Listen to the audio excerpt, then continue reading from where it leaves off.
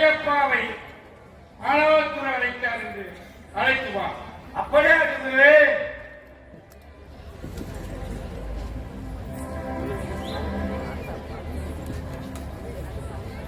குருவே நமஸ்காரம். ஓ தீர்மானம். குருவே, இந்த அகால வேளையில் என்னை அழைத்ததின் காரணம் என்ன குருவே? குருவே, உங்களுடைய முகம் ஏதோ கலவரப்பட்டது போல் தெரியுது குருவே. ஆம் கையப்பா.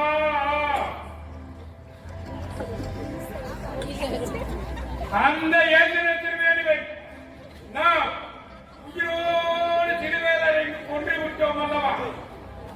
அதனால் ஜனங்களும் ஜனகிரியின் தங்கத்தாரும் நம்மீது கர்ணபரிடமான கோபத்தில் இருக்கிறார்கள். அந்த மனிதன் உயிரோடு இருக்கும் பொழுது மறித்த 3ஆம் நாள் உயிர்த்தெழுவேன் என ஜனங்கள் மத்தியிலும் அவர்கள் சீடர்கள் மத்தியிலும் கூறியிருக்கிறார். இறந்த மனிதன் உயிர்க்க மாட்டான் என்பது நமக்கு தெரியும். இருந்தாலும் அவருடைய சீடர்கள் அந்த மனிதனின் கல்லறைக்கு சென்று அவரது உடலை எடுத்துக் கொண்டு போய் ஒழித்து வைத்துவிட்டு ஏற்று உயிர்த்து விட்டார் என்று சொன்னாலும் சொல்லக்கூடும். ஆகவே அந்த மனிதனின் கல்லறையை காவல் புரிய நம் ஆளுநர் பிளாத்துறையிடம் சென்று அவருடைய கோரிக்கைகளை கேட்டு அனுமதி பெற்று வருவோம். வாருங்கள். குருவே, இதுவும் நல்ல யோசனை போலதான் இருக்கிறது. வாருங்கள், போய் வருவோம்.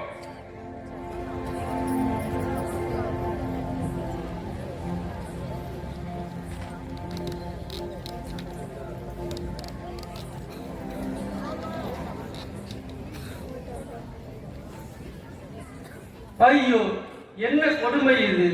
அந்த கொலகார யூதர்கள் பேச்சை கேட்டு என் பதவியின் ஆசையினால் அந்த நீதிமான் இயேசுவுக்கு நான் மரண தண்டனை அளித்து விட்டேனே. அந்த கல்வாரி மலையில் ரத்தம் கொட்ட கொட்ட அந்த நீதிமான் இயேசுவை அடித்து கொன்று விட்டார்களே. செய்தியை கேட்ட என் மனமே பதறுகிறதே. அதை நேரில் கண்ட அவர் தாய் மனம் என்ன பாடுபடுமோ? இந்த பாவத்திற்கெல்லாம் நான் எங்க போய் பிராயச்சித்தம் தேடணும்?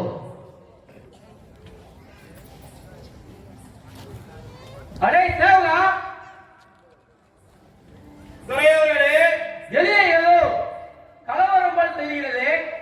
உடனே நீ போய் பார்த்து வா. அப்படியா இருக்கிறே?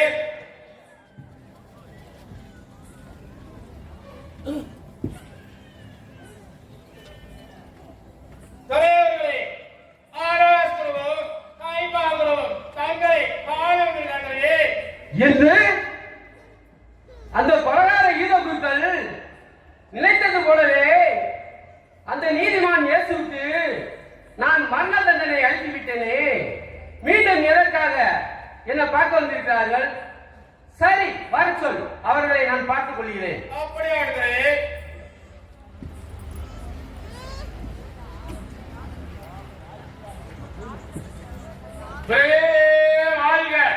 யூத குருக்களே, இந்த அகால வேளையில் என்ன காண வந்த நோக்கம் என்ன? அந்த இயேசுவை நாங்கள் சிலுவையில் அறைந்து கொன்றுவிட்டோம்.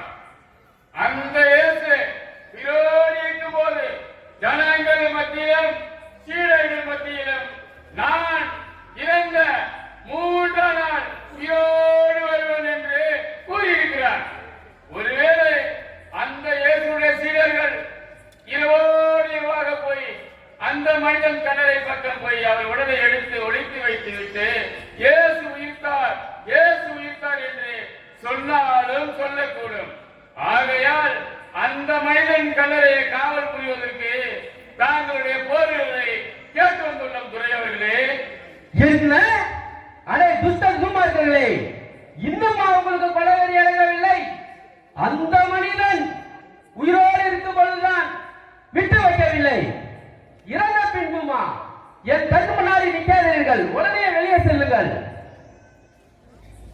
சரி,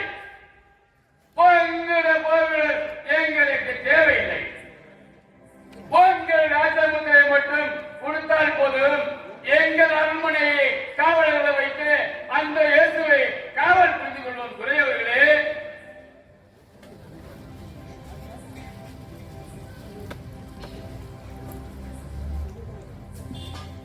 அடே சேவகா, துறையவர்களே, உடனே நீ போய் நமது ராஜமுத்திரையை எடுத்து வா. அப்படியே இருக்கிறேன்.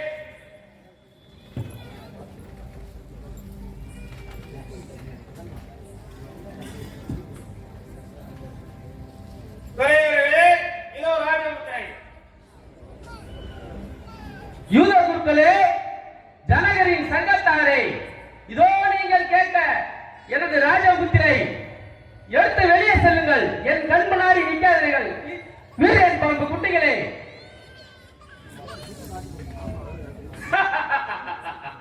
குருவே, நாம் நினைத்து வந்த காரியங்கள் நிறைவேற்று குருவே. வாருங்கள், போய் வருவோம்.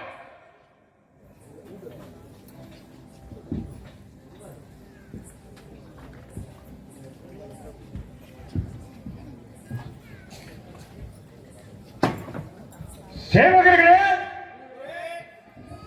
அதோ அந்த ஏற்கனவே சிறுவேணியின் கல்லறை. வாருங்கள், அருகில் சென்று பார்ப்போம். அப்படியே இருக்கிறேன்.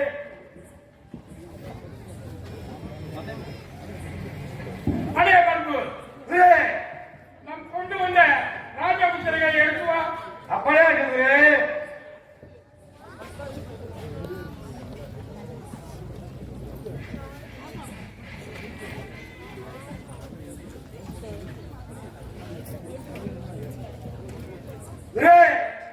இதோ ராஜமுத்திரை.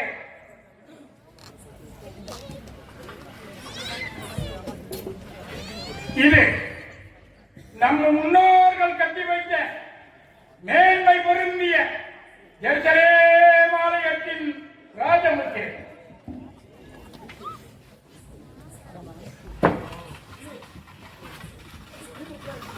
இது நமது ஆளுநர் கோஞ்சி விழாத்தின் ராஜமுத்திரை.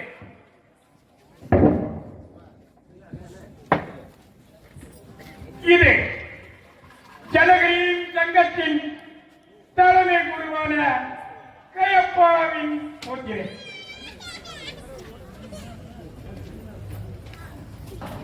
இது எருசலேம் தேவாலயத்தின் தலைமை குருவான ஆராக்குருவின் முத்திரை.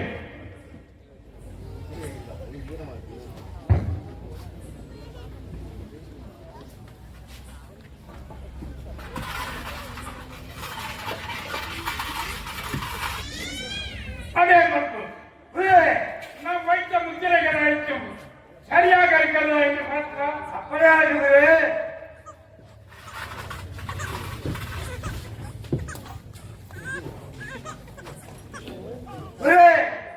ஒரு மட்டும் சரியாக பையன். என்ன கயப்பா, எனக்குத்தான் வயதாகிவிட்டது, தாங்களுக்குமா? அடே சேவகா, நீ போய் யார் வச்ச முத்திரை சரியாக பதியவில்லை என்று சற்று பார்த்து வா. அப்படியே இருக்குது.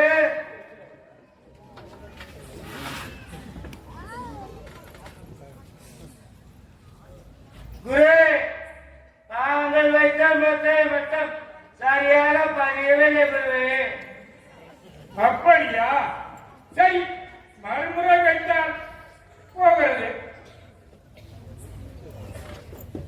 இது தலைமை குருவான ஆனால் குருவின் முத்திரை.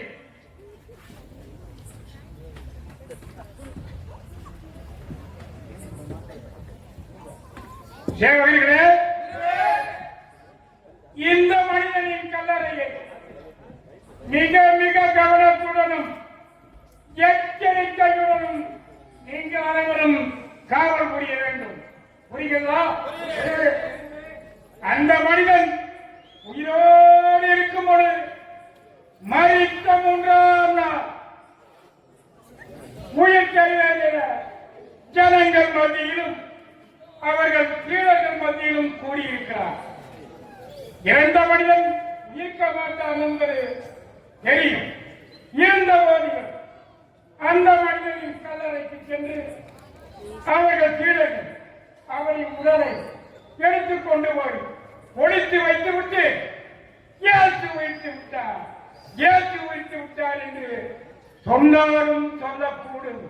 ஆகவே அந்த மனிதனின் கல்லறையை மிக மிக கவனத்துடனும் எச்சரிக்கையுடனும் நீங்கள் காண முடிய வேண்டும்.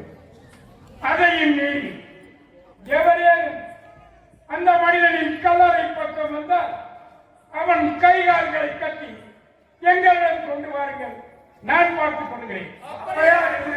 மிக மிக ஜாக்கிரதை சேவகர்களே, எச்சரிக்கை. அப்படியே அப்படியே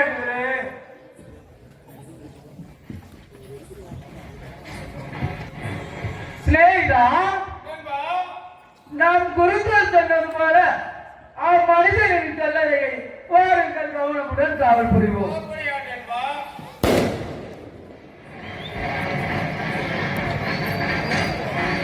சிநேகிதா, தூரத்தில் ஏதோ ஒரு வெள்ளையா உருவம் போல் தெரிகிறது.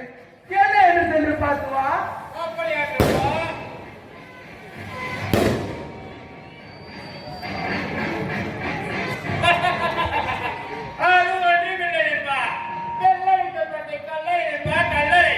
அப்படியா? பாருங்கள் கவனமுடன் காவல் புரிவோம்.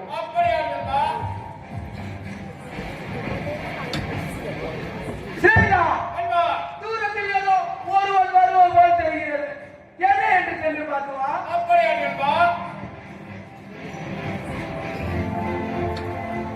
அரே, யாரடா நீ? நந்தா, என்ன தெரியவில்லையா? நான் தான் ஆனாஸ்குருவின் தலைமை காவலாளி மல்குஸ். எதற்காக வந்தார்? இந்த உரையை தாங்களுக்கு ஒப்படைக்குமாறு ஆனாஸ்குருவின் ஆணை.